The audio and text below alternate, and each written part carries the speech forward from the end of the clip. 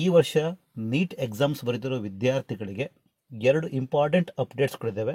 ಆ ಅಪ್ಡೇಟ್ಸ್ಗಳನ್ನ ಇವತ್ತಿನ ವಿಡಿಯೋದಲ್ಲಿ ತಿಳ್ಕೊಳ್ಳೋಣ. ದ ಫಸ್ಟ್ ಅಪ್ಡೇಟ್ ಈಸ್, ಇದುವರೆಗೂ ಬಹಳ ಚರ್ಚೆಗೆ ಬರ್ತಾ ಇದ್ದ ಅಪಾರ್ ಐ ಡಿ ಈಗ ಕಂಪಲ್ಸರಿ ಇಲ್ಲ ಅಂತ ಹೇಳಿ NTA ಸ್ಪಷ್ಟಪಡಿಸಿದೆ.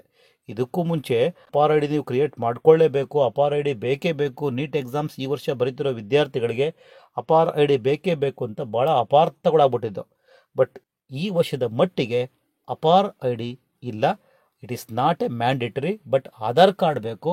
ಆ ಆಧಾರ್ ಕಾರ್ಡ್ ಅಪ್ಡೇಟ್ ಆಗಿರಬೇಕು, ಅದರಲ್ಲೂ ಫೋಟೋ ಅಪ್ಡೇಟ್ ಆಗಿರಬೇಕು. ಆ ಆಧಾರ್ ಕಾರ್ಡ್ಗೆ ನಿಮ್ಮ ಫೋಟೋನ ಅಪ್ಡೇಟ್ ಮಾಡಿಸೋದಕ್ಕೂ ಅಷ್ಟೊಂದು ತುಂಬ ಟೈಮ್ ಏನು ಬೇಕಾಗಲ್ಲ.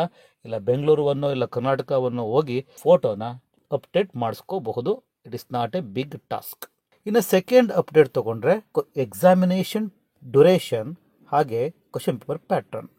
ಕೋವಿಡ್ ಟೈಮಲ್ಲಿ ಸೆಕ್ಷನ್ ಎ ಮತ್ತು ಸೆಕ್ಷನ್ ಬಿ ಅಂತ ಕ್ರಿಯೇಟ್ ಮಾಡಿ ಎಕ್ಸ್ಟ್ರಾ ಕ್ವಶನ್ಸ್ಗಳನ್ನ ಆ್ಯಡ್ ಮಾಡಿತ್ತು.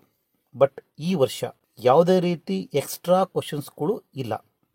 All the questions are compulsory. Totally 180 questions ಇರುತ್ತೆ. ಆ 180 ಕ್ವಶನ್ಸ್ಗೆ ಯಾವುದೇ ರೀತಿ ಎಕ್ಸ್ಟ್ರಾ ಮೀನ್ಸ್ ಚಾಯ್ಸ್ ಕ್ವಶನ್ಸ್ಗಳು ಯಾವುದೂ ಇರಲ್ಲ, ಎಕ್ಸ್ಟ್ರಾ ಕ್ವಶನ್ಸ್ಗಳು ಇರಲ್ಲ. So there is no section A and section B.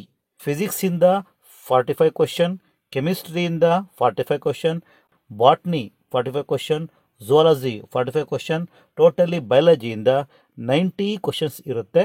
So totally 180 compulsory questions ಇರುತ್ತೆ. ಹಾಗೆ ಟೈಮ್ ಡ್ಯೂರೇಷನ್ ಅಷ್ಟೇ 180 ಮಿನಿಟ್ಸ್ ಅಂದರೆ 3 ಅವರ್ಸ್ ಇರುತ್ತೆ. ನಿಯರ್ಲಿ ಒಂದು ಕ್ವಶನ್ಗೆ 1 ಮಿನಿಟ್ ಇರುತ್ತೆ.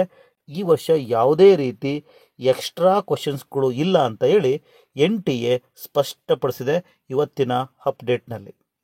These are the recent updates as usual released by NTA.